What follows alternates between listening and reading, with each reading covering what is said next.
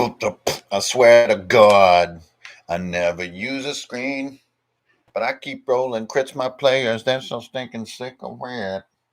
I swear to God that I never use no DM screen, but I keep rolling crits my players. They're so stinking sick of it. You rolled a fighter with a strength of 8, and that made the game kind of complicated. Yeah, it's complicated. But I'm the main tank. I got nobody to thank, and I keep missing my rolls now. Yeah, that didn't rhyme. I got a strength of 8. I keep missing my rolls, and so I'm hated. Yeah, the fighters hated.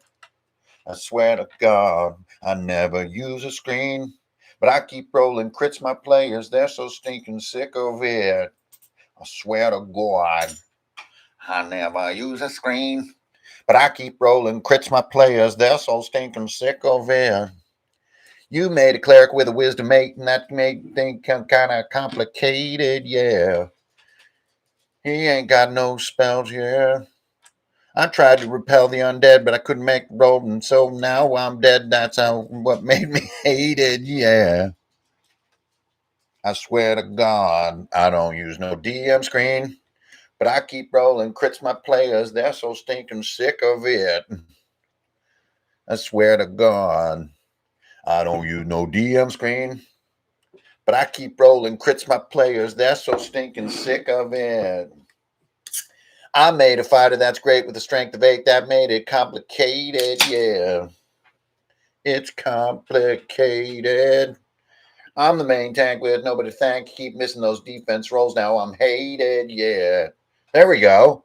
That's what I was trying to do. Jeez. Just like Cypress Hill said, so unrehearsed that it shows in the product. Anyway, ooh, look at that. What a nice pour that is. Look how golden. Greetings, programs. My name's Hankerin Fernale. They also call me Ingrid Bernal, Brandish Gilhelm here.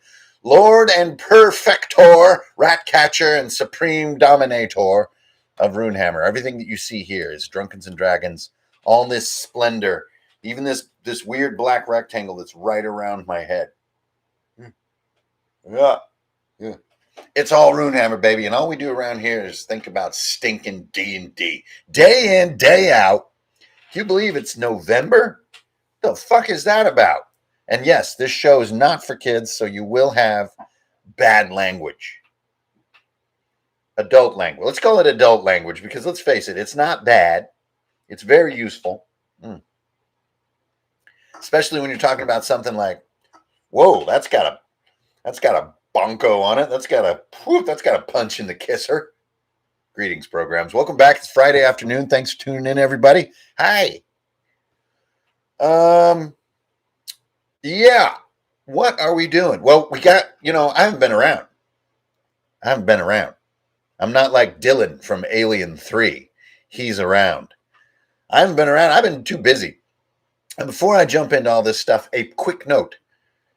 No, we're going to put it at the end. Let's put the notes at the end. Let's get right into this. I am behind on my recaps, so let's do the easy stuff first. Hard suit. Okay, if you want to get the latest recap on my D&D group, that's going to be 15 minutes down the line. So you can just fast forward right now unless you're here live, and then you can do absolutely nothing. You are trapped. All you can do is maximize your window and strap in and feel the cheese. All right, my hard suit group just finished session 10 on Wednesday night. Now, you guys don't even know. They finished session 11 on Wednesday night. Session 10, I didn't recap yet, so let's get to it real quick. Now, those of you who've been following know that session 10 was going to be a risky operation. I called it King Diamond's Gambit. So for once in a very rare blue moon kind of scenario, I actually suggested something to my players. I don't do that very often. Like, hey guys, we should try this. And like an NPC is suggesting that we do this. Let's go do it. So I kind of did it. I think at first they thought I was trying to send them on some kind of suicide mission.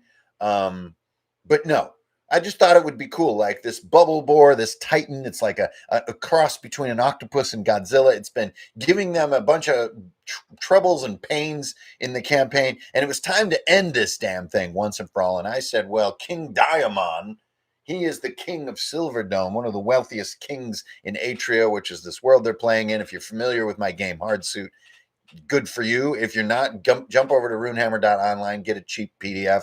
If you dig it, get the hard book on drive through. You know how it goes. So anyways, it's like, let's get out here and just destroy this Godzilla thing. We're going to take 2 ships. One of the ships is going to be a decoy, and the other one is going to set up a special hard suit that's basically going to be a piloted bomb. And this one brave soul is going to pilot this thing down into deep ocean and blow this suit up. And it's basically like a nuclear bomb in fantasy terms. And we're going to end this thing once and for all. We're going to destroy this sucker. The reign of terror must end. My player's very reluctant after like a week-long text thread of saying the merits and drawbacks of doing this. They all wound up making vows to one another. We're going to do this. We're going to follow through. We get into it. Now I'm going to switch it up on a little bit. I think they're expecting to be part of like a direct conflict with a ship and Bubble Boar itself and like play out some kind of insane, unwinnable combat scenario. But I'm not going to roll like that. I'm going to switch things up a little bit. So what I do is they're in the ship, and in the distance they see the other ship, and it hits like an invisible force wall in the ocean. Have I recapped this already? It seems like maybe I have, because these events feel so familiar. About escaping through the... Yeah, I have recapped it. I need to jump on to 10, but it doesn't matter because this is still handy. So yeah, so in session 10, remember they went to Pylon Island. They destroyed these pylons and like it brought down this shield thing. It's the Endor style. I did recap this already, so this is great. This saves us a lot of time. So Bubble Boar is no more. They return to land. They say, okay, great. King Diamond's on our side now. Now we need to get ready to take on the central tyrant of the north of this world. And to do so, we need these allies who are currently feuding, namely the Vorhaulers, who are like Vikings in our world. And then these 2 clans of dwarves who have this centuries-old feud, this like sort of cycle of vengeance and revenge that's keeping them from unifying. And they're going to go solve that. They're going to go end this feud. Okay, so that was the end of that session. I definitely recapped it. Whew, glad it just started sounding too familiar. So the Endor session, as I like to call it, bring down the shield rather than doing that that main conflict. So now here they are in session 11. They go journeying into the Gundar Hills. Now this is where the Gundarkin in our world, the Gundarkin are basically dwarves, and they live in these rocky hills with all these mines. And I want to just get the dice rolling, and I want to get them in some danger, and I want to give them a context by which this alliance could be built, so that I'm not just leaving my players high and dry and like, anybody got any ideas on how to win the dwarves over? So instead, they just move in through these hills with these mines, and suddenly a dwarf pops out of this mine with a big puff of dust. He's like, we've got to collapse. They're creatures of some kind. There are dwarves trapped down there. You've got to help strangers, you outsiders. Come on. Now, luckily, my players are like, okay, yeah, we'll bite. Because, this is D&D. They don't have to do anything they don't want to do. They get to just kept on cruising. But they bite. We go down into this mine. My mother-in-law, who is amazing, has sent me a massive crate of miniatures and terrain. So I have all my miniatures and most of my terrain at my disposal. So we get to have cool 3D setups just like back in the day. We're down in this mine. They're creeping around the corner. Some kind of a green bloated figure comes running out of the dark. Now, before this happens, they've made several dex checks getting down these flimsy wooden walkways, which dwarves use to get down to the deeper parts of the mine. There wasn't a lot of suspense in this because they were just smoking on the dice. I mean, when players are just rolling super hot on the dice, you just got to let it happen. So the first section was far easier than expected. They get down into the mine, and this bloated green figure, it was a dwarf once, but now it's 7 feet tall. It's all huge. It runs out of the dark, and it goes boosh, and explodes in green gas. Right away, my players who are well-versed in video games are like, oh my God, it's a freaking boomer from Left 4 Dead. And I'm like, maybe. So they're moving in. They find this chamber where these dwarves are trapped. It has a huge sliding stone door. The dwarves are in there fighting back these things, which are also going boosh, boosh. So there's green gas starting to fill these chambers. They manage to pry this stone door open, and they look inside, and these spiders are coming out of the dark, and the spiders are shooting these green poison goo balls that are turning dwarves one by one into these exploding bloated egg zombie things. It's pretty nasty. It's bad. So we got to get these guys out of here. Now, my players this time were very, very smart. Ever since we had 2 character deaths, nobody wants to talk about death and dying. It's a very sensitive subject still. There's some major like trigger factor going on, PTSD. It's not good.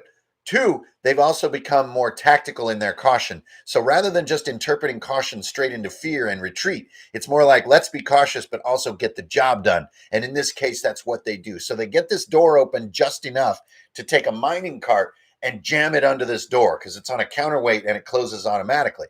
So they jam it under the door, which makes the door just open enough like where a dwarf can crawl through the mining cart, and they can rescue one dwarf at a time without really like the big boomer creatures and the spiders really having room to come through the door. Quite clever. They still have to fight a few of these things off. The dwarves, some of them don't survive. 2 of them stay behind with their pikes to fight back the spiders to save their brethren. We have like 5 surviving dwarves at this point. They come out, they pull out the mining cart, the door slams, they're working their way down the tunnel. The spiders are going to be coming out of the walls. Like one of the dwarves goes, they're coming out of the fissures. Then they have a collapse that occurred because a thumper pistol was used in this tunnel earlier in the adventure. Thumper pistols in our game are kind of like inspired by the pistol that Blade Runner has. So they have like a very heavy concussive power to them, not necessarily like a piercing power. And this concussive power makes a really loud thump noise when it's fired. This noise has destabilized the ceiling of the mine, but my player Cypher, my character Cypher, she has a brilliant idea. She summons a rock eater from down in the rocks. She can summon a very limited number of monsters. She summons one, it comes up, and we get the timer on how long this thing's going to linger. She can keep these summoned monsters around for D4 rounds. She gets a 4. So this was probably one of the most decisive roles in the whole session, is that this summoned underground creature is going to linger in this tunnel for 4 rounds, and that's enough time to help the dwarves to work their way through this tunnel as it's collapsing. The worm eater, it's kind of an enigmatic creature in our world, the rock eater. It's not quite a purple worm. It's not just a normal earth eater like from Tolkien. It's sort of kind of like a bullet, but also it's sort of your heart. You have a hard time seeing what its anatomy is like. It gets bored. It bores into the bedrock and disappears. Get bored, bore. Anyway, the tunnel collapses, but by then they've rescued 3 of the dwarves. 3 out of 6 is, I guess, fitty, right? So they rescue them. They come running up. Then they have to climb on all these rickety wooden things as the spiders are chasing them out of the mine. And if you saw my Instagram post, this is where we had dwarves dangling by their hammers because he kept missing his dex roll. They eventually get through all this stuff and they climb out of the mine. Okay, so that was the first half of the session, was this big kind of crazy action scene with a lot of different timers going on. We had the collapse, we had the door, we had the spiders appearing, we had the boomer guys exploding. So if you saw my picture on Instagram, that was in a story there's all these different timers everywhere. So that was the first half. Now, in the second half, this is where things get crazy. So if you thought that sounded kind of slightly interesting and maybe that was a fun little piece of D&D, you're right. It was awesome. But then shit got nuts. Nuts, I tell you. So that was about 2 hours of play. They come up to the surface, and these 3 dwarves are, of course, in their debt for saving their lives. And then they also have the foreman who called them in. So they have this group of dwarves here.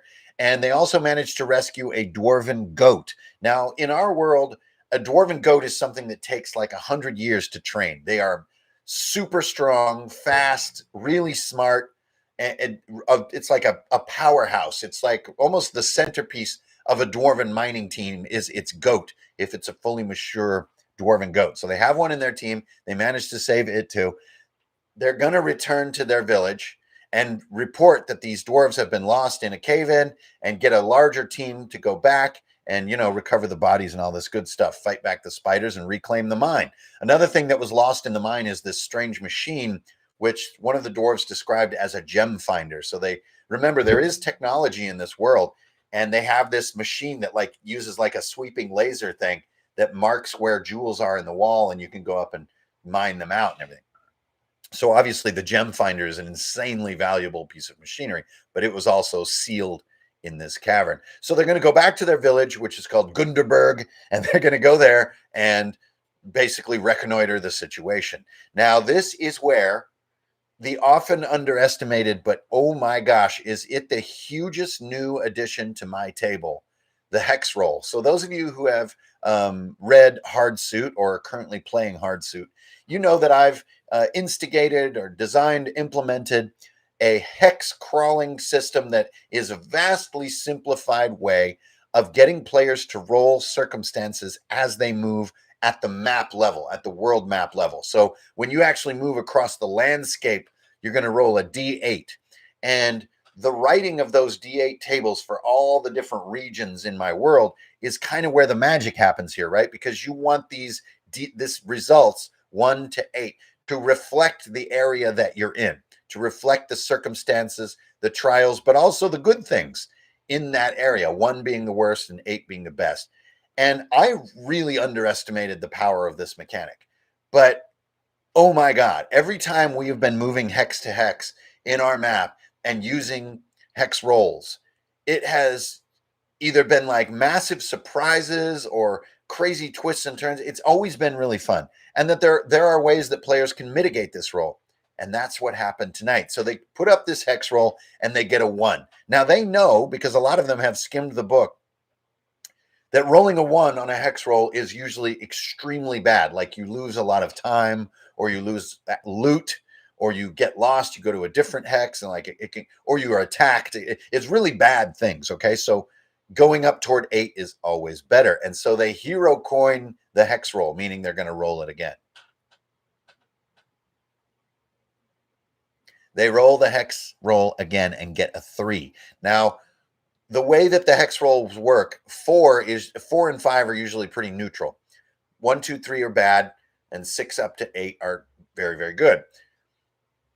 In this case, 3 is better for the players personally, but is absolutely harsh for the storyline. So just to give you full transparency, 1 was like these urchins run out from the village as you're entering this hex and steal a bunch of player loot, at least 1 piece per character. Now, I don't know about you, but this is gnarly, especially in a game where loot is the primary form of progression. Getting loot stolen is like being hit with a drain spell back in AD&D, right? Not good. So they re-roll it, not knowing the results of the roll. They don't know off the tops of their heads what these results are going to be, and they don't have books in front of them. So they re-roll the 1 and they get a 3. The 3 is that when you come across this village, it's been massacred.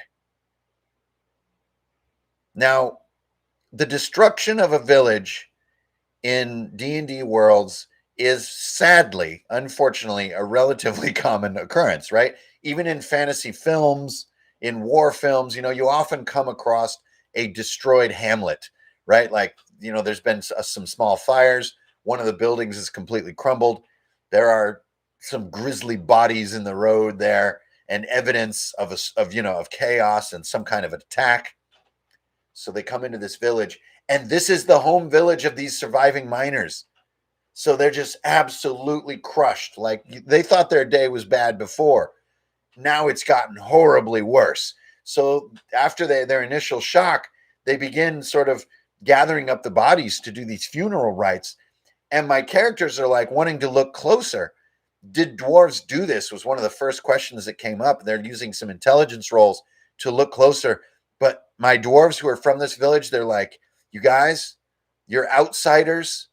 This is not an area for you to interfere. This is solemn between us and the dead. We're going to ask you to step away from the corpses.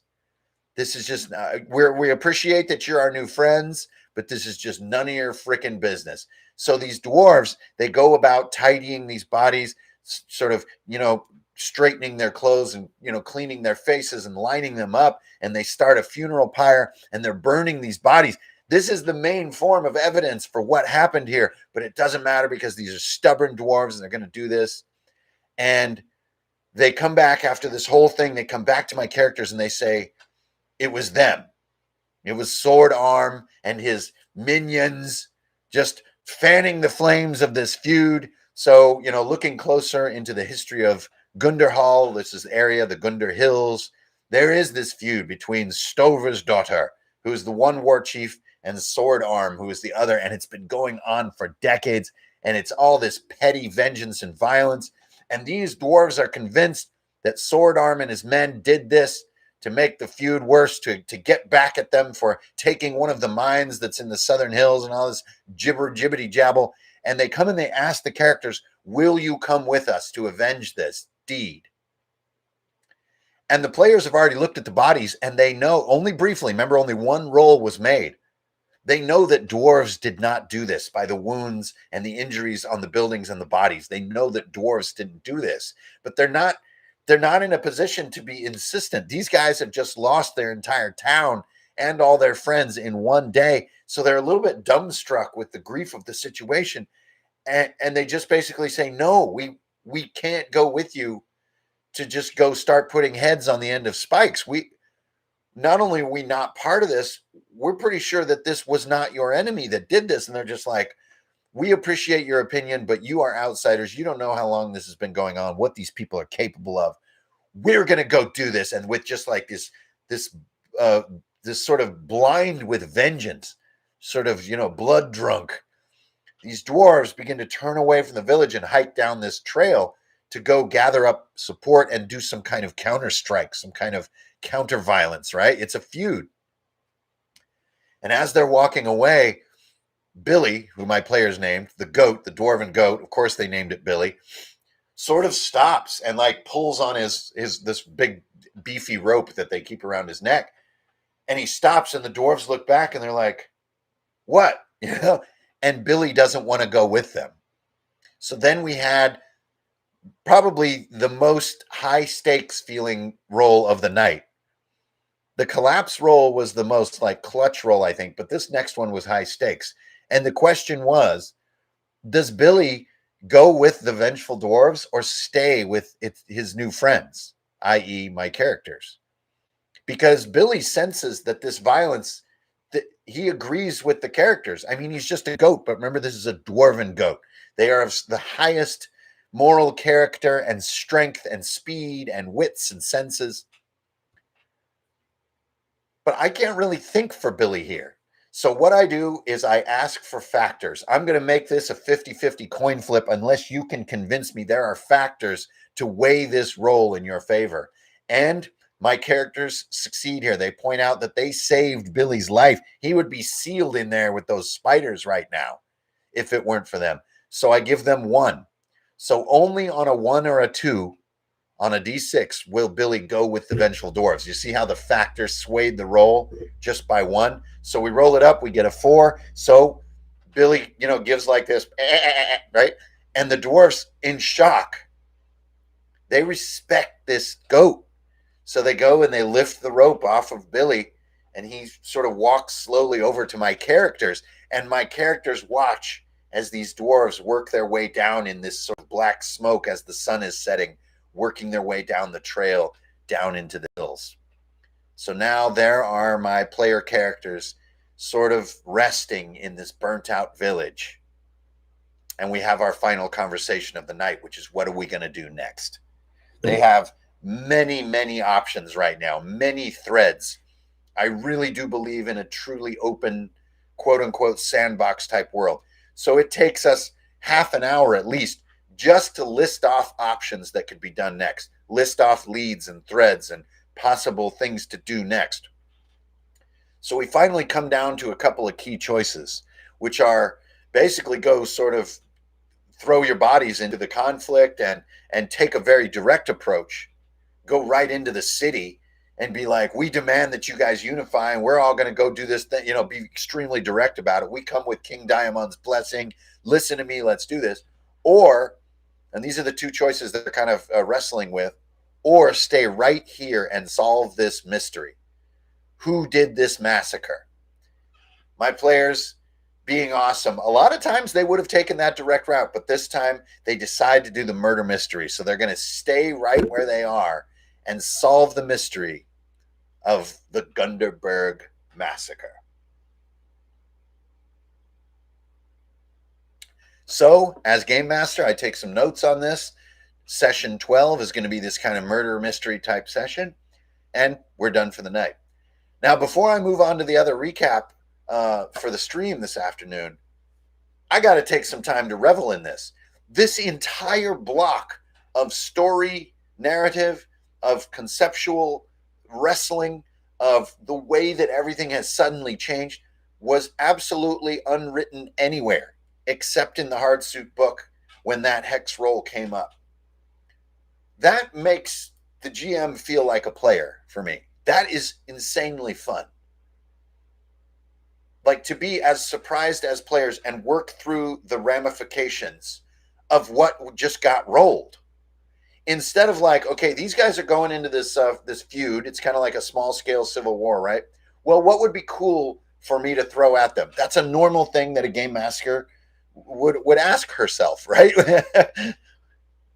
You know, what would kind of put a cool shine on this? What can I do? Okay, yeah, let's throw it down like that. But here, this is just completely emergent. It's closing your eyes and pressing a button. It's like the old adage. Have you ever tried blindfold archery? You don't know what you're missing. Guys, I think dad jokes are coming back in style. I don't know about y'all. All right. So to me, that's just super fun. That is the fertile loam in which really good gameplay grows.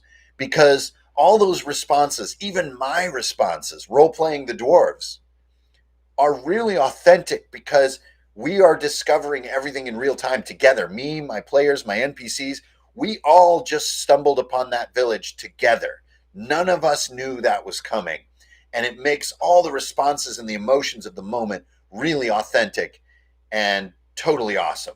So that was session 11 of Hardsuit. So now we're going to, get into sort of a skin saw-esque murder mystery like in Pathfinder for session 12.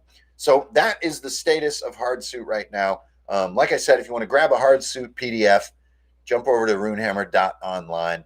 Also, my blog is over there, and T-shirts and stuff. You know what's weird? Ever since I went to like the buy direct kind of style and got my merch quality way up, this merch is popping. Like, I'm going to be seeing people in Runehammer T-shirts like walking down the street like Squid Game or some shit. It's crazy. Anyway, so thanks everybody who popped over there and grabbed a T-shirt. Appreciate that. You're paying my beer tab, or at least a fraction of it.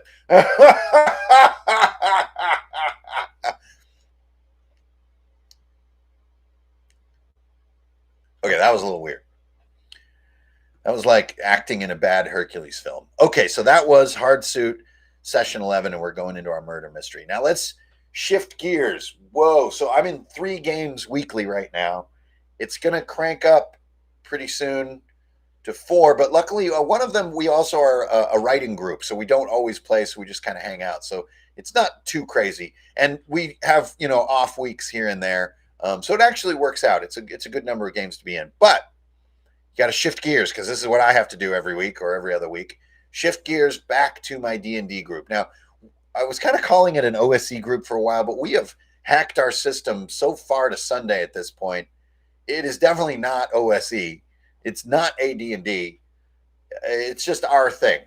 We do use all the AD&D books, and we do use OSE books for reference points, for loot, to get us, to roll monsters and some basics like that, to look at like what kind of spell quantity maybe a character has and stuff like that. We're still using classes. So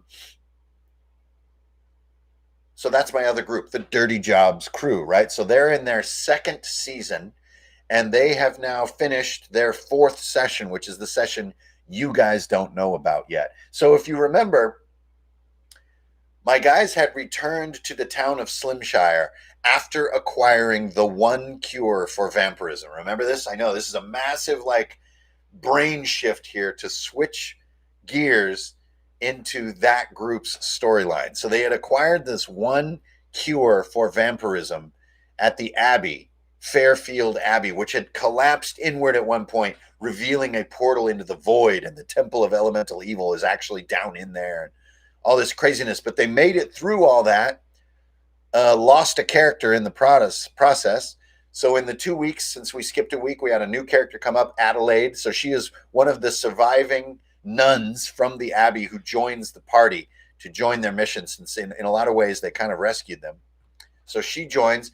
They're going to go back to Slimshire and talk with Slim Pickens, who is the sort of Lord of Slimshire, who really is the highest level guy around and has a daughter who is suffering from vampirism.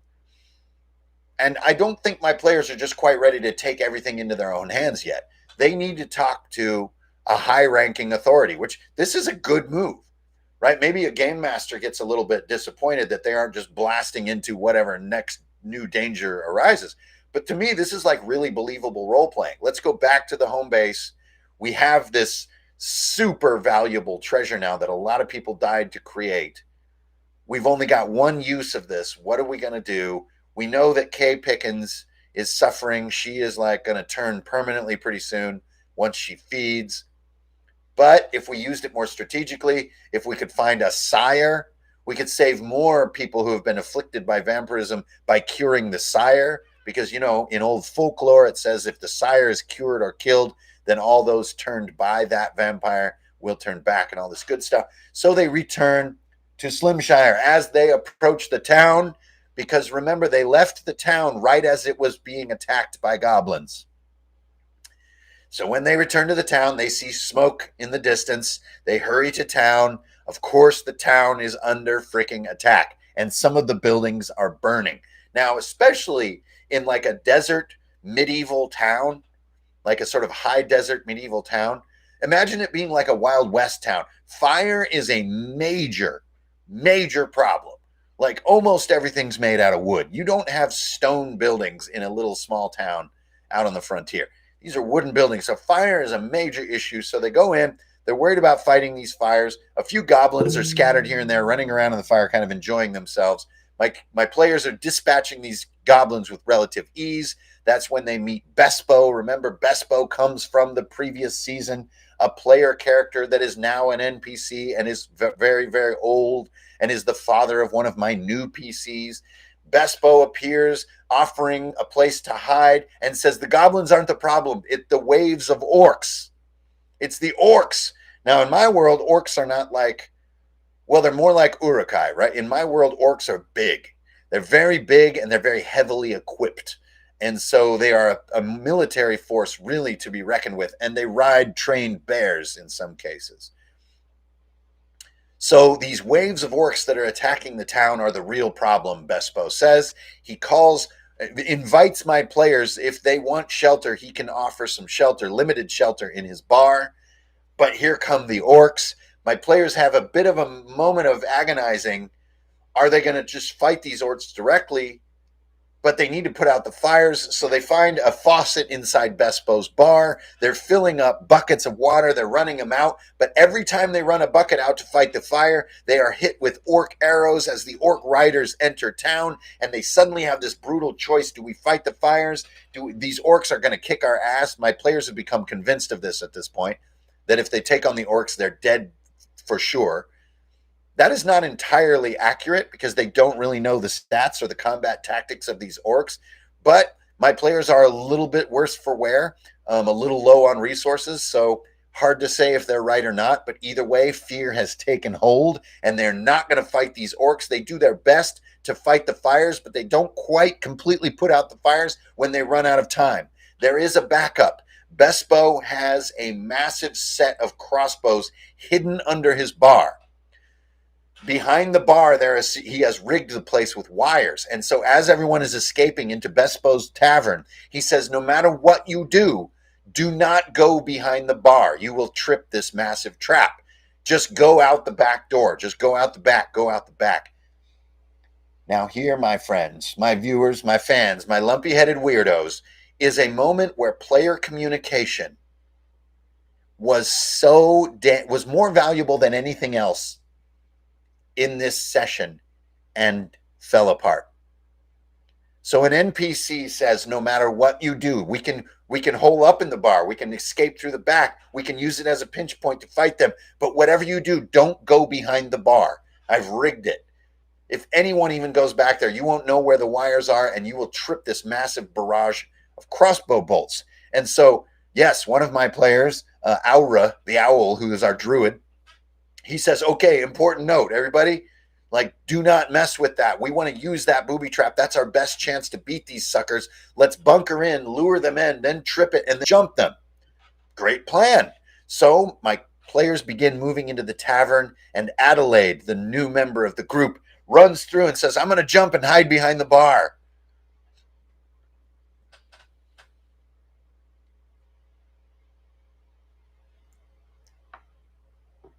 Yeah. Yep. So at some point in the communication tunnel between the NPC, the reinforcement of the player, the repeated warnings, it was lost. Nobody really, after this moment, nobody could recount how, but there's no retconning this. It was openly announced. There's just no talking your way out of it. So sorry. So she jumps over the bar, triggers these wires. A zillion crossbow bolts fire into the bar, shredding all the tables, shredding the chairs. Luckily, my players have all pulled in, so they avoid the barrage, but the orcs have not yet arrived. So the bolts just stick in all the walls and the doors and everything, and the trap has been sprung to no effect. Now, fear and a little bit of despair is definitely creeping down the spines of my players. They're escaping out the back of this pub, but there is nothing stopping the orcs from storming through and pursuing them. So this is that old situation that does happen in D&D sometimes, where you're working on an escape, but you actually have no way to escape because the pursuit just continues, right? An escape is where your pursuers lose you or can no longer pursue you. Otherwise, you don't escape. It's just a chase, right? And that is what this is looking like. And it doesn't look good. The orcs are vastly more capable when it comes to being the pursuer. They're all archers, and they're fast. Two of them are on bears, and they're bigger. They can be beaten with a coordinated tactical battle, but just being chased, my players are terribly outmatched now. They've put themselves in a very flat-footed position without the trap to help. So as they're trying to escape these huge metal arrows, the orcs use grease-shafted metal arrows that let them fire super fast. They don't even roll to hit rolls. You save against hitting by these. That's how bad they are. They're coming. They're coming, and they're deadly. My players just don't have any ideas. Like when that fear gets in your spine like that, your deeper thinking levels don't work as good. Your lizard brain starts thinking for you. They just have no real plan. So it's not an escape. It's just movement. They're going to be pursued to deadly effect. And as GM, I see something that could be done. And the weight of knowing I need to do it hits me. If these guys continue fleeing, it's the worst thing you can do, really. I mean, you put your back to the enemy, and the enemy's just got targets, right? So Bespo, the owner of the tavern, helps everyone through the back exit, tells them, make it worth it, slams the door shut behind them, bolts it with a 2x4, a timber, and then turns. And he had revealed this earlier in the night that he has a final booby trap, which is a cable you pull that will drop like the main sort of big, huge timber, like one giant beam that holds the ceiling up, and it will collapse the tavern. So Bespo stays behind. Remember, Bespo was played by one of these players in the previous season, but he's an NPC now, so he's in my control. He lets the orcs get as close as they can. They hit him with like 3, 4, 5 arrows. And when he's got one hit point and he sees that it's over, he pulls the cable. The whole tavern collapses. It's called the Bespoke Tavern. Collapses on Bespo and several of the orcs. My players make it through this hidden little alleyway and escape to safety, their whereabouts now unknown by the orcs.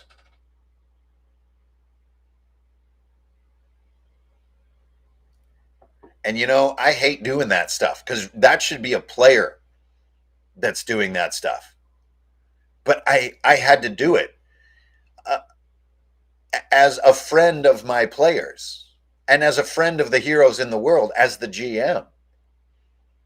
Someone had to make a stand. And if the players aren't going to do it, I've got an NPC in this scene whose daughter is escaping. To me, this adds up. And I talk my players through this because I've just killed one of their most beloved NPCs, a former player character. So I talk him through it. I think that he would have done this because his daughter is about to be skewered, killed, or worse by the orcs. This escape is not working. Somebody had to do something. Bespo rescues his daughter. Also, they had a really rocky relationship. She saw him as kind of a coward and a failure. She wanted to be an adventurer. She saw him as being like a retired sort of coward. That after the Bloodwing War, he lost his nerve and was just running this little tavern. And this gave it an even deeper level of poignance. So I made sure that everybody understood my reasoning and that everybody was okay with this. And there's a lot of sadness at the table, but also understanding.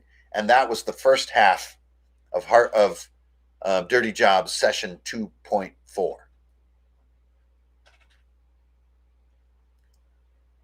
The second half was exciting, but nowhere near this level. In the second half, they're hiding in a different part of the city. Dwarven reinforcements arrive, which they did call in the previous session. The reinforcements arrive. They're helping control the fires in the city and fighting back some of the orcs that are remaining. But then my players discover some kind of new structure that has been built in the center of town around the town's well.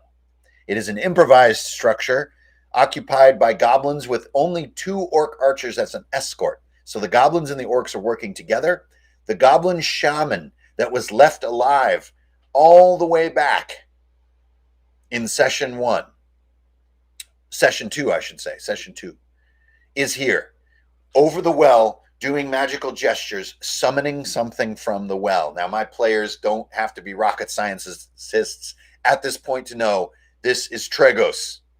Remember the roper that they left alive in the cavern up in the mountains. How it got into this well, how it got down to town, they have no idea, but they know that as they start to engage and fight this smaller force, they see this big yellow eye submerging down into the water of the well. They dispatch this far smaller force with relative ease. The dwarves help them stop the orcs for now, and we have some smoldering fires that have mostly been contained as the session ends. For session 5, which is Sunday night, they have decided to stay in town to confront Tregos and end him, and help the town make sure that the fires are completely contained, because they're also burning some of the pine trees that are just outside of the town. So they want to make sure that the town is fully fortified, that the dwarves are being well utilized, and that Tregos is destroyed. Also, at the end of session 4, they sort of had a brief conversation with Lord Slim about the cure for vampirism. The dwarves ask about this book. They go, what's it called? The Blackmore Sleep Experiment, which is a book that was discovered in the first season of play and has been stored here by the same group of players over all these years. They go and read this book again. They find some new clues about this entity called Caligos, which is some kind of abstract entity. It's referred to as a river. And it is the sort of the father of all blood drinkers. And it's this vague clue, but the dwarves have heard this name Caligos before. It's something that dwells deep in the earth. They think they can take the players to a place that might be there. It's in Gungathol, which is also where the dwarves need to be going, because that's where the orc incursions are coming from, because orcs have invaded the Undermountain. Blah, blah, blah, blah, blah. This gives my players several options, but they're going to put those options on hold, and they're going to make sure that the town is taken care of and end this Tregos creature once and for all, and that's going to be Sunday night.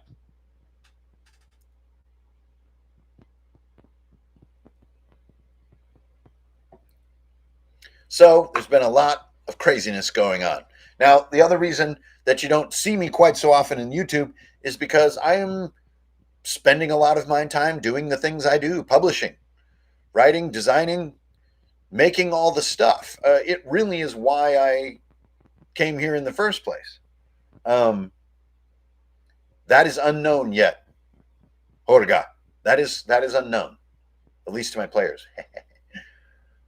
But before we get into Q&A, because I know there'll be a few Q's and a few A's, a quick note about documentation of life.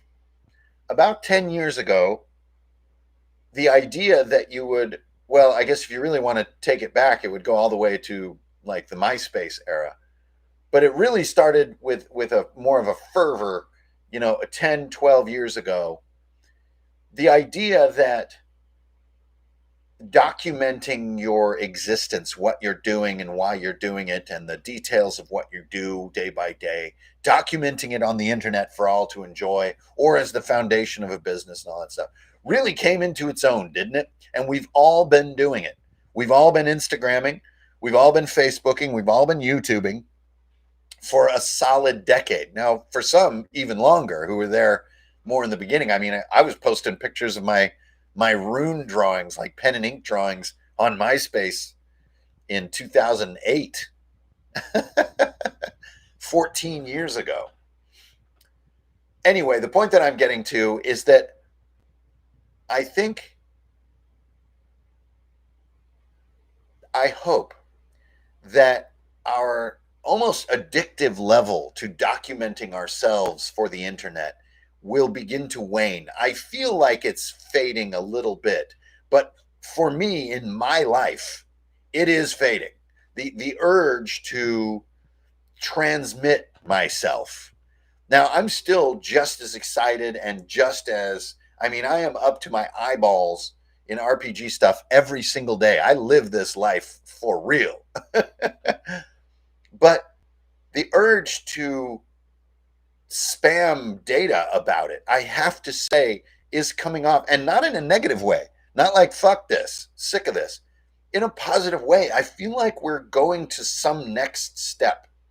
I don't know what it is, but if you see less of me on the internet, think not less of me. Just contact me directly if you want to holler. Really on the Discord channel, the Runehammer Discord channel, is where I kind of have my day-by-day chit chat with folks and, kind of mention what I might be doing and stuff. But the act of streaming, of photographing or videoing oneself, and in the extreme case, editing footage of yourself, which I got to say is a very strange thing to do. If you haven't done it, it's very weird. I know I get a lot of messages of like, I prefer your pre-recorded videos and stuff and with all the funny edits. And I appreciate that. Thank you. But it is a bit of a strange lifestyle, I must admit, like filming yourself alone, editing footage of yourself, and posting it. It's somewhat odd. So I just want everybody to know I am eyeballs deep in this hobby, this lifestyle, really, and the disciplines that come with it: drawing, graphic design, writing. Those are my favorite parts.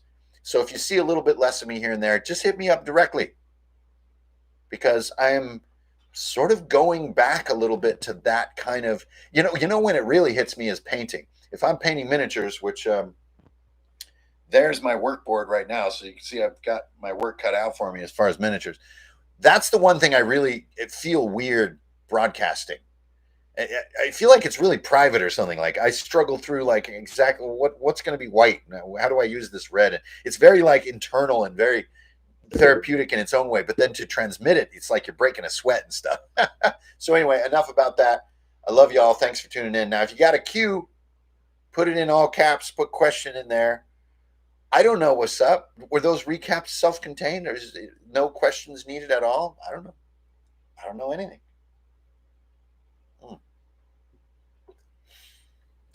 Yeah. Thanks, Scott. And it isn't meant as a backing away or anything. I think my next really big release, Crown and Skull, will actually be that's going to be a massive, the best thing definitely that I've made yet, for sure.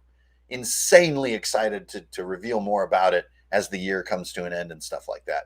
So the doing of it and the world map for Crown and Skull is probably the single biggest one image project I've ever done. I've been working on it for weeks. I never work on things for weeks. Like one thing. I mean, literally one drawing. So I want to make the best world and map that I've ever done. And I want it to be something you can play in for years, because I'm going to be playing in it for the next 3 years at least. So I really want it to be tasty. Yeah, John, you know how it is with giving reveals, because you calcify your work a bit when you announce it. So you got to be careful when you announce it. But it's looking better and better every day. My creative team is like killing it with me, and I got some great announcements of collaborators that are going to be working with me. And it's sort of a kitchen sink RPG that I'm really excited to create. ICRPG is great, and I continue to love ICRPG and play it and support it. But ICRPG was created like piecemeal. It was created in an improvised, this little piece, that little piece, this little, it was a huge learning experience that took 7 years, if you can even believe that. That's insane. But now this one has a much more holistic attack angle on it, and I really think it's going to be a great piece. I think it's going to be a really meaningful contribution to our community and to what you can play. What do we got out here? Drew, I can't make it to Mace. Oh, darn. I'll be at Jeff Con, in Charlotte next weekend for anybody who can make it out and have a beer. And then I'll be at PAX Unplugged here in Philly. In the Midwest, no current plans. But I like the small cons, so if you can fill me in, just email me. Are you going to do more short stories on your blog? Just for those who don't know, I just did 2 little shorts that I posted on the blog just for Halloween. Halloween always gets me writing short stories. I never really know if people like short stories, if they just want to read RPG blogs all the time. So if readers enjoy short stories, I love writing them. Alistair, what's up, man? You mentioned that you're kind of over the 5e books. Yeah, a little bit. Any excitement for Dragonlance? No, I can't say that there is. I like Dragonlance. It's all great. Big half-elven, big Sturm fan. Cameron, Raceland, love those characters. Fucking Soth is the shit. But I mean, that was 40 years ago. I don't know. It's also just the sort of the vibe and the feel of the game that 5e is. It just feels like too big of a yard for me to play in or something. I'm not sure. There's a Chutney sighting. There's Chutney's butt. It's still in camera. Anyway, but no shade on Dragonlance lovers. Like, rock on, have a good time. Absolutely no shade. It's just not the thing that I'm into at the moment. Do you have any dope beer recommendations? Something you can get anywhere? Usually, if you can get a certain beer anywhere, that is an indication it may not be that exciting. As far as like beer that's everywhere in the world, I think my biggest recommendation would be like, the German purity beers like Hofbrau Original. Oh, see, look at that. We got Chutney on the string. Oh, dang it. He's leaving. But yeah, drink local, man. If you want great beer, go meet the people who brew it where you live and ask them what's up, learn about it, and get it like right when it's made, because it really is. It's like vegetables, If you've ever had like a vegetable that you pick, wash the dirt off, and eat, so it's like seconds out of the dirt, it is a completely different experience than vegetables that have been shipped around, and beer is like that too. And yeah, Cameron, John hangs out all the time. John is a straight up lumpy-headed shield waller. How long will Finnegan's Pride be? Oh, hey, good one. ButtersCon. So for those who don't know, the last voyage of Finnegan's Pride is a sort of a larger scale, more completely written adventure for ICRPG that I'll be publishing here pretty soon. I think it's going to weigh in around 30 pages or so, maybe 40 pages. with including like art and maps and stuff. But it's basically writing an adventure without a bunch of DIY. Instead, it's like all the things you need are there, all the NPCs, what they might say, the maps, the treasures, stat blocks for the enemies, like everything, so that I'm not just saying, hey, you guys play RPGs, you figure it out. I'm not going to do that on this one. I'm going to try to do one of these big, really fleshed out adventures. It's not really my strong suit, but the number of requests for it to get done are so ubiquitous that I kind of had to do it. Sinking your teeth into writing Pathfinder Unchained for EZD6. Well, we are currently in the quest book for EZD6. So we have had to write it and rewrite it about 3 times. Scotty just has a massive stream of consciousness as far as like these ideas for adventures. And like all adventure writing for this hobby, it's very easy to accidentally write something that you say is going to happen rather than provide a set of variables for players to explore and change and create their own version of events. It's really easy. And I think actually almost 3/4 of all published adventures accidentally tell you what's going to happen rather than giving me a true open-ended but detailed and nuanced setting in which to do an adventure. Obviously the adventure paths by Paizo, they kind of ride this line with some level of success, but even those kind of have a sort of an arc or trajectory that is somewhat set. And so me and Scotty have been coming back and forth on his vision of what makes it fun to happen in the adventure. But then I always come back with, but I want there to be real choice here. So we can't just kind of tell it as if it's already happened. And so we're looking for something that's really going to be quality and that will really, get to tables. And that just takes time. Is there a link to all the stories and books you've written? No, absolutely not. They're all over the place. You can look me up on Amazon. So like Legacy of Mud and Retune are published on Amazon. But as far as my short stories, they're all over Patreon. They used to pop up on, if you can believe it, on Facebook back in the day. Now my blog is going to have some short stories. They're kind of all over the place. I won a few writing contests, so they've appeared in some anthologies, namely the one called, what is it called? A Shadow's Length. That was my prize-winning short story from 2 years ago. So I'm a little bit all over the place. So it's a bit of a pain in the butt. How's the playtest of Wargaming cards coming along? Well, thanks for the question, Slamfist. Alex and Xander put in a marathon battle session, and we updated a bunch of the cards. We updated the Rules Helper PDF, and the second revision of War Decks will be appearing at Jeff Con, where we're going to put it through the ringer. Then we'll do yet another revision, and we'll keep going. As you guys know, with Wargaming, precision and quality rule making that's clear and fair is of utmost importance because it's PvP. So we're just going to keep on hammering out the kinks until it feels just absolutely airtight.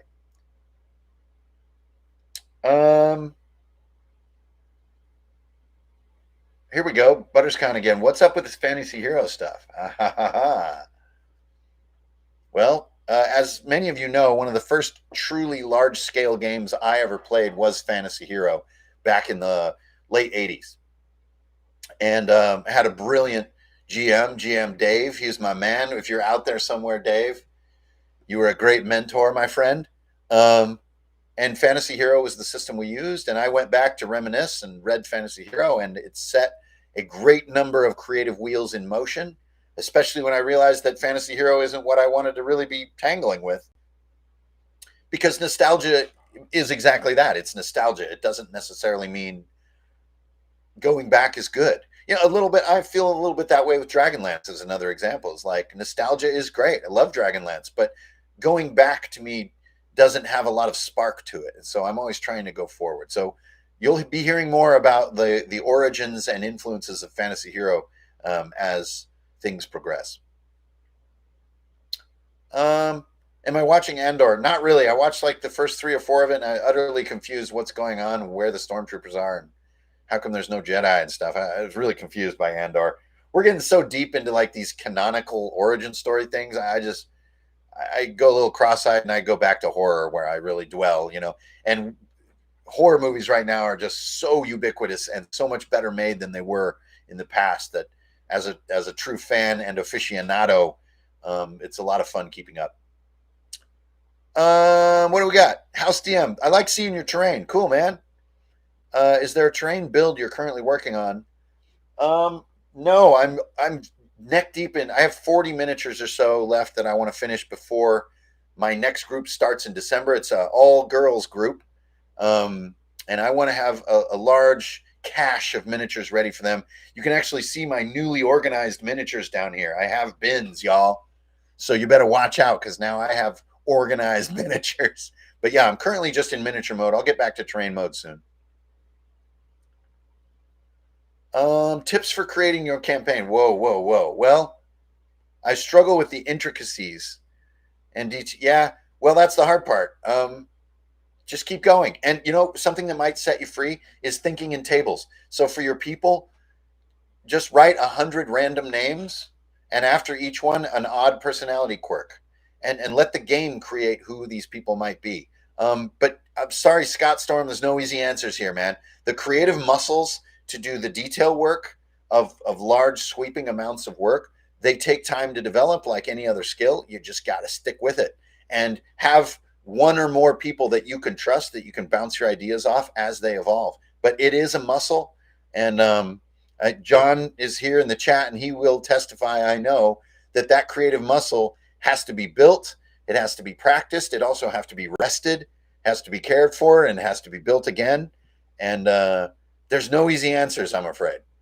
I'm a really big longevity guy. Longevity is the key to so many vistas of creativity, even though it might not be the most viral or the most popular, like on the quick. Longevity in all disciplines in life, to me, is where it's at. It's showing up. You just show up day after day. You get to know the people because you're there, not because you want something from them or you want the dividends or the outcome. You're just there because you just keep showing up because this is what you're doing, And same with that big world building stuff. How would you design a character that fights with a beast companion, but more streamlined? If your beast acts, you don't. Done. Never both on a turn. Question, how would you run Fandelver in a cool way? Well, I did run Fandelver right when it came out. The exploding goblin, that's also how, or the exploding horse, that's also how Legacy of Mud starts, is a sort of a version of that.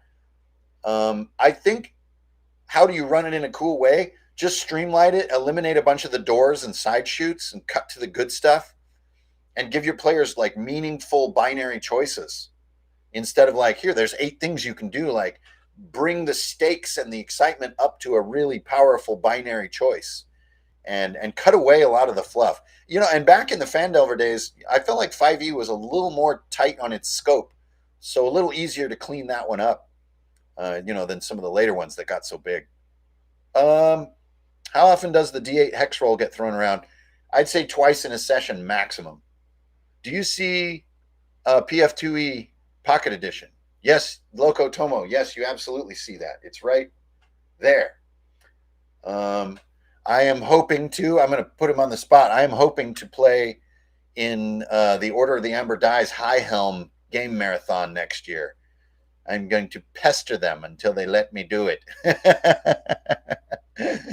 They run these massive game marathons. Well, you guys all know who Order of the Amber Die is. They live right across the river from me. I want to be one of their players. And Pathfinder is coming out with their all-dwarf Super City Adventure Path. And I want to be in it, and I want to play a marathon of that shit.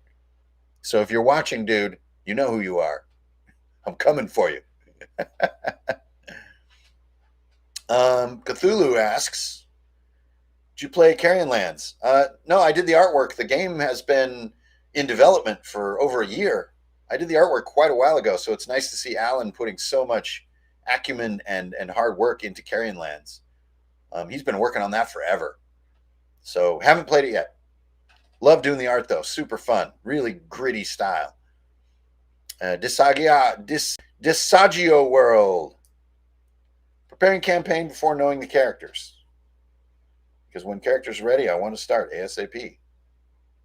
Well, you can't prepare a campaign. All you can prepare is a world setting. The campaign, you can maybe have an idea for the beginning of the first session, but the rest is up to the characters. I mean, you can't prepare a campaign. There's no such thing.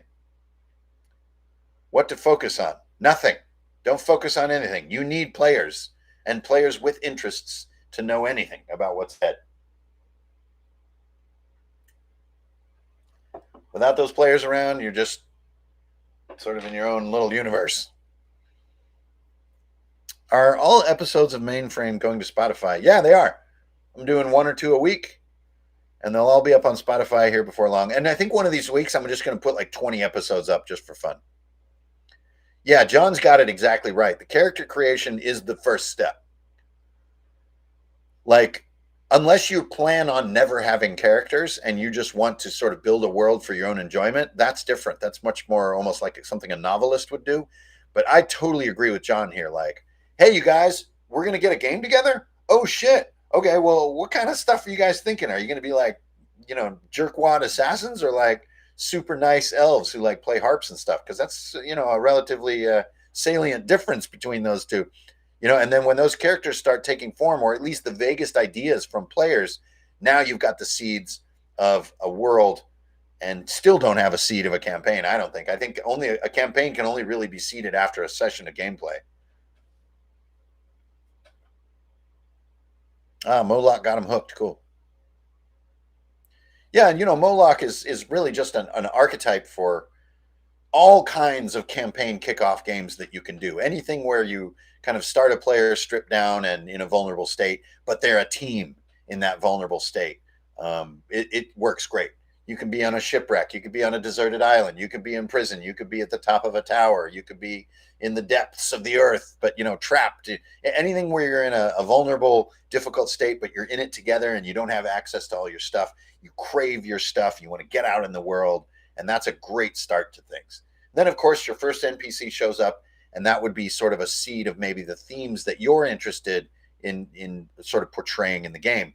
Do they hook on those themes, though? Do they take the bait? You never know.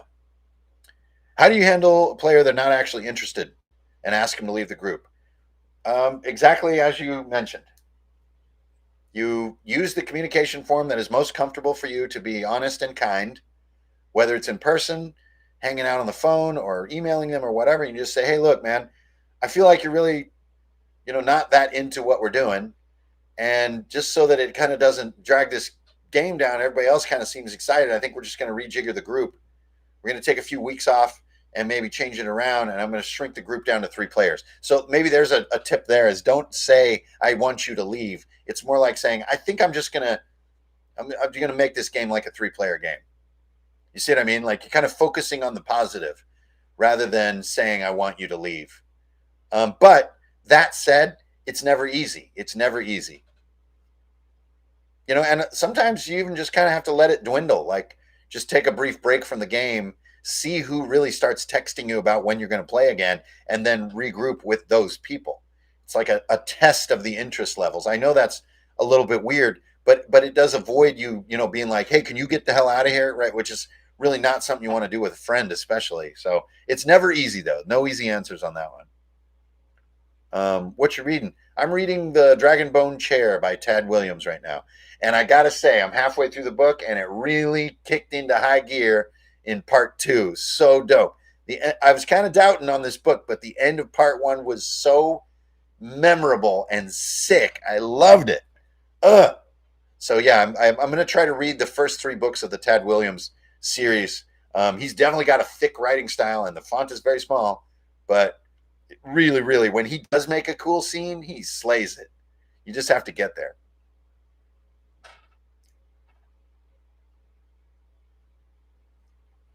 Yeah, Alistair, thank you. Yeah, it's kind of like it's the old see who says, see who texts me if I don't text people kind of thing. I don't know if that's passive aggressive. Maybe it is a little bit. But when it comes to a game group, I think you'll see that it works quite quickly. If the GM sort of stops communicating all the time, which I know all of you do, if you're game masters, there'll always be that first player who'd be like, hey, man, what happened to that? I thought we were going to talk about my druid's backstory, and now suddenly you've gone radio silent on me. What's going on here, dude? That player is fully engaged. But yeah, some players just will barely even notice that you stopped texting. And there, that can give you a nice format to say like, okay, we're gonna reconfigure this group so it's a little tighter, and always make it about the game so that it doesn't become such an interpersonal weird thing, But even that doesn't work every time. No easy answers with that stuff. Social situations are more complex than ever any game could ever be.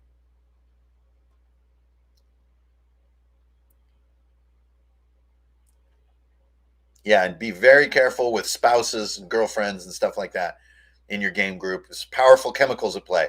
I'm not saying it's bad. They're just powerful chemicals. So you got to be very careful. There's issues of favoritism and there's subtext and there's some other stuff. So you got to be really careful about that. Be very above table with it. I have not read Dark Sword. Well, nobody ever notices that I stopped texting them. Okay, well, if that's the case, then all of your players are hanging on by a thread. Sorry. If what you say is true and you're not kidding, then you might want to find some new players. If players aren't saying, when are we going to play? Something's wrong.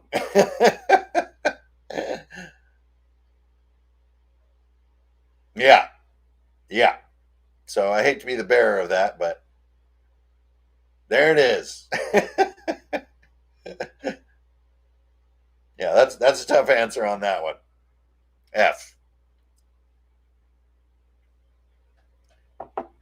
All right, let's do a couple more, and then wow, it's coming up on 5 already. That's insane. My wife likes playing, but we play in English with our international group. We're not native speakers, so she has a bit of fear about not speaking that well.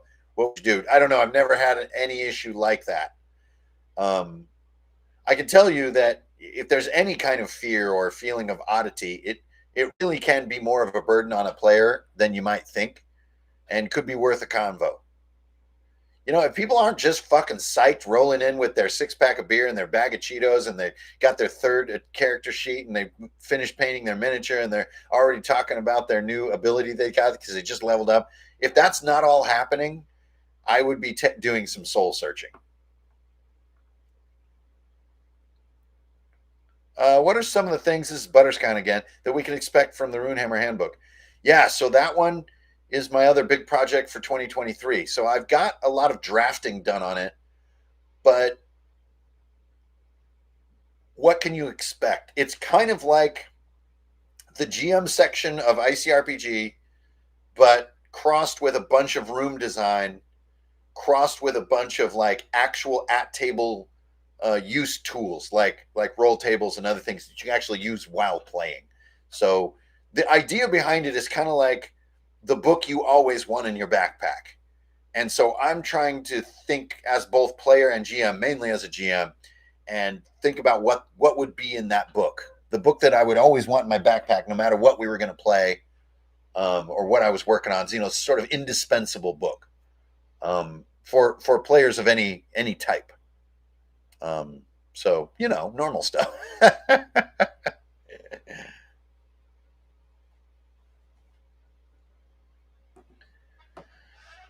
All right. Well, I tell you, I'm glad I didn't accidentally recap a session twice because that would just be a waste of time. So to everybody out there saying, get on YouTube, here I am. I know a lot of people crave like these kind of funny drinking videos that are all like super edited and have like jump cuts that are all comical and everything. But I got to say, like, all my time and effort is really going into the making of things and the playing of games and interacting with people on a one-on-one level. So if you don't see me doing quite so much humor and, high production kind of YouTube-y stuff, it's because I'm deep. I'm deep in this hobby, baby. And that's where I'm putting my effort. So if anything, that should encourage you. I also think there's a whole new generation of super fun entertainers on YouTube for everybody to enjoy. So just keep on telling me who they are, because you guys are good at that too. You keep my YouTube playlist jam-packed with good times. So yeah, you guys, I think that's it. It's Friday afternoon. It's time to get the fuck out of here and have a good ass weekend. All right. Now, if you're in America, go vote. I know you're tired of hearing them, but you got to go do it. It's very important. And everyone else out there in that world, if you're having some hard times, I know there's a bunch of crazy shit going on planet Earth right now. So, hang in there, keep the faith, and remember, everybody, help somebody out this weekend, will you? Just do one little nice thing for somebody. You just give them a little hug, a little smooch, get somebody some groceries, you know what I'm saying? Buy somebody around. Make someone a sandwich. Why not? Help somebody carry that heavy stuff up to their apartment. Do whatever. One little thing, if we all do that, it's going to be a better world. All right, strength, honor, and beer, you guys. Have a great weekend, and I will see a bunch of you in less than a week at Jeff Con. So here's to that, and I'll let y'all know how Jeff Con's going. So until then, I'll see y'all on that old internet, all right? Later. I swear to God, I'll never use a screen, but I keep rolling crits my players. They're so stinking sick over here.